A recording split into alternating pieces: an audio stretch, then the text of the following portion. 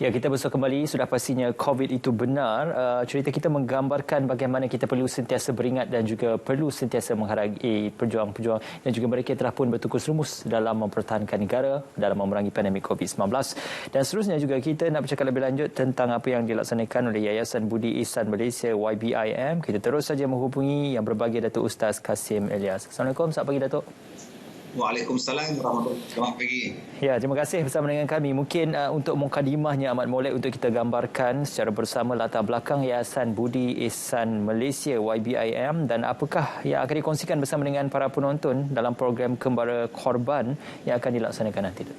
Terima kasih. Assalamualaikum warahmatullahi wabarakatuh. Waalaikumsalam. Yayasan Budi Ihsan ni adalah satu yayasan yang membuat kebajikan kepada kita di Malaysia ni, dan bukan setakat di Malaysia, sampai ke luar negara pun. Kalau di dalam Malaysia ni, yayasan membantu dengan menyediakan program bantuan makanan harian, program bantuan kecemasan tunai, program bantuan sokongan kesihatan, program rumah asnaf, dan yang terbaru yang kita buat sekarang ni ialah program Kembara Asnaf, 1001 asnaf untuk korban, Kembara Korban 2021. Yang ni yang kita nak bagi peluang kepada semua saudara-saudara dan penonton yang saya hormati. Kalau kita nak buat korban untuk tahun ini, insya-Allah kita menyediakan satu platform yang cukup cantik untuk nak buat korban. Sama ada korban di dalam negara maupun korban di luar negara. Dan saya rasa Yayasan Budi Ihsan Malaysia telah mencatatkan satu sejarah yang cukup besar apabila berjaya membuatkan korban yang begitu baik yang mendapat pujian di negara, misalnya tahun lepas di Nigeria, di Chad dan sebagainya, dapat bantuan dan memberikan sumbangan kepada ratusan ribu penduduk-penduduk yang terseksa di sana yang dalam keadaan miskin. Jadi ini satu sumbangan yang sama-sama kita orang Malaysia boleh sama-sama untuk membantu masyarakat yang berada dalam keadaan susah dengan menyertai korban kita, Kembara Korban 1001 asnaf, yang saya rasa harganya cukup berpatutan untuk kita berkorban. Satu bahagian lembu hanyalah sebanyak RM390 sahaja. Inilah yang Yayasan Budi Ihsan nak tawarkan kepada kita semua. Jika nak buat korban, insya-Allah kami di Yayasan Budi Ihsan Malaysia menyediakan tempat, sama ada untuk di dalam Malaysia sendiri ataupun di luar negara, insya-Allah. Yang berbahagia, Datuk, mungkin ini satu peluang yang baik untuk kita berceritakan tentang apakah kelebihan yang dipunyai dan juga ditawarkan oleh Yayasan YBIM sendiri, dan mengapa masyarakat perlu ataupun boleh memilih YBIM untuk melaksanakan ibadah korban pada tahun ini. Alhamdulillah, kita lihat kepada firman Allah. Allah Ta'ala sebut Bismillahirrahmanirrahim, Inna a'tainakal kautsar fasalli li rabbika wanhar. Nikmat yang begitu banyak Allah Ta'ala berikan kepada kita, dan Allah kata semayanglah kamu dan berkorbanlah kamu, menunjukkan bahawa berkorban ini satu perintah yang disuruh untuk menunjukkan kesyukuran kita. Bertitik tolak daripada situlah Yayasan Budi Ihsan melihat bahawa korban kena buat cantik-cantik. Korban kena buat dengan telus, dengan amanah, dengan betul-betul, supaya kita buat korban tu bukannya nak menipu daya ke, nak ambil kesempatan ke, tidak. Sebab itu kami di Yayasan Budi Ihsan Malaysia ini menawarkan kepada tuan-tuan, tidak ada apa-apa yang kami tawarkan melainkan amanah. Dan sebab itulah saya rasa kami di Yayasan telah mendapat CJ MS ISO 9000 9001 2015, satu anugerah, satu sijil yang kami rasa cukup hebat, yang maknanya kami diiktiraf, maknanya apa yang dibuat di pihak kami dalam melaksanakan korban dan kerja-kerja kebajikan yang lain telah pun diberikan pengiktirafan, penarafan ISO 9001 2015. Ini yang kami tawarkan. Kami tak janjilah nak bagi itu, nak bagi ini, cuma kami buat ialah yang terbaik. Wakil-wakil kami akan buatkan yang terbaik, dan kita juga memilih binatang korban yang terbaik. Misalnya di Malaysia kita bergabung dengan gabungan transformasi ruminan dan juga dengan Pasaraya Tempatan untuk mengagihkan daging-daging korban ini ke seluruh Malaysia. Begitu juga di luar negara, kita mempunyai ladang-ladang ternakan kita sendiri, dan insya-Allah apa yang kami usahakan di Yayasan Budi Ihsan inilah yang kami tawarkan kepada peserta-peserta korban.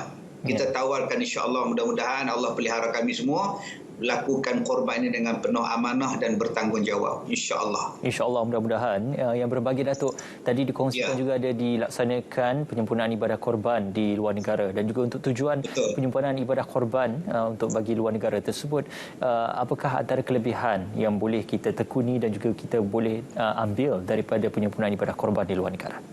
Baik, kita tidak nafikan di dalam Malaysia pun kita buat. Sebab ada yang tanya pula, apa yang nak buat di luar negara je? Tak, dalam Malaysia pun kita buat. Tuan-tuan boleh hubungi kami, tuan-tuan pilih je nak buat di dalam atau di luar negara. Cuma di luar negara yang kita buat yang terbaru ialah di Palestin misalnya. Dan kita pun tahu Palestin berada dalam keadaan bergolak dan sebagainya. Saya kata kita Palestin dengan kita ni cukup dekat. Jadi saya rasa dengan satu benda yang boleh kita buat tolong mereka, salah satu ialah berkorban di tempat mereka. Mereka sangat memerlukan. Begitu juga di Yaman. Kita juga buat di korban di Yaman. Maknanya ini adalah dua negara baharu yang kita buat selain daripada di Afrika, di Chad dan di Nigeria. Kita buat yang terbaru ialah di Yaman dan di Palestin. Jadi saya rasa bila kita buat di tempat dewan ni, saya lihat doa lah. Ya, misalnya tahun lepas kita buat di Afrika tu, bila kita sumbangkan daging korban semua, mereka pakat doa, mereka Allah cukup-cukup menghargai sumbangan kita tu. Maklumlah kalau tuan-tuan tengok gambar tadi, video tadi, rumah mereka pun dalam keadaan yang sangat daif. Jadi insya-Allah begitu juga di Malaysia, kita juga akan bagi daging korban kepada asnaf-asnaf kita, dan dua-duanya kita adalah seimbang. Maknanya kami bukan tinggalkan negara kita, tak. Di Malaysia pun tuan-tuan boleh buat dan di luar negara pun kita buat, sama-sama kita buat. Cuma kita pilih negeri-negeri yang agak-agak susah di luar negara, rakyat dia seperti di Palestin yang bergolak ni, untuk kita bagi penumpuan pada tahun ini. InsyaAllah, mudah-mudahan yang berbagi Datuk. Bagaimana pula untuk masyarakat ataupun mereka yang menginginkan untuk melaksanakan ibadah korban bersama dengan YBIM? InsyaAllah kalau tuan-tuan nak bersama dengan saya di Yayasan Budi Ihsan Malaysia untuk sama-sama berkorban, tuan-tuan boleh hubungi hotline 0199384005 ataupun 0198634005, atau boleh hubungi saya secara langsung 0134331918. InsyaAllah kita akan menguruskan korban tuan-tuan, ataupun boleh ke Facebook, boleh ke IG, boleh ke laman web Yayasan Budi Ihsan yang kita mempunyai pegawai-pegawai untuk melayan permintaan ataupun pertanyaan daripada tuan-tuan. InsyaAllah kita akan buat sama-sama korban pada ini, dan kita doa mudah-mudahan dengan ibadah korban yang kita buat ini sebagai lambang syukur kita dalam keadaan kita diuji dengan pandemik ini, mudah-mudahan Allah bantu kita.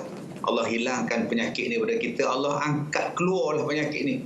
Doa daripada mereka kepada kita semua, dan kita juga doakan kepada petugas-petugas barisan hadapan juga diberi kekuatan, dan seluruh rakyat Malaysia diberikan kekuatan. Mudah-mudahan dengan korban ini bukti sebagai kita ini bersyukur, walaupun dalam ujian kita tetap bersyukur kepada Allah Subhanahu Wa Taala. InsyaAllah. Yang berbagi Datuk, mungkin secara kesimpulannya untuk kita menutup, kalau tidak dapat pun kita melaksanakan ibadah korban dengan seekor binatang korban, sekurang-kurangnya sebahagian ataupun mungkin sedikit bahagian korban itu boleh dikongsikan secara bersama. Apakah harapan yang berbagi Datuk dalam melihat sama-sama kita berkongsi dalam menyempurnakan ibadah korban ini?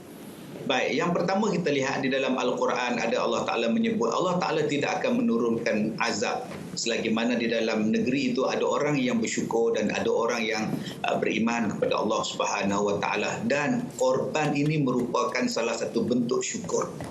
Jadi marilah kita bersyukur tuan-tuan. Walaupun kita kata Ustaz, saya susah lah kali ini Ustaz. Tak apa, dalam banyak-banyak nikmat, banyak nikmat lagi daripada kesusahan yang kita diuji. Mudah-mudahan Allah gantikan ujian yang sampai kepada kita ini dengan sesuatu yang lebih baik. Yang kedua tuan-tuan, marilah kita sama-sama berkorban. Mungkin kita dah buat tiap-tiap tahun. Apa salahnya kita buat selalu, walaupun kita dah buat tahun lepas misalnya, nak buat lagi tak menjadi satu kesalahan untuk kita buat. Ataupun yang baru cuba-cuba nak buat, kalau tak boleh tahun ini, tahun depan pun boleh. Dengan hanya kumpul RM1.50 sehari, kita dah dapat RM390 untuk tahun hadapan.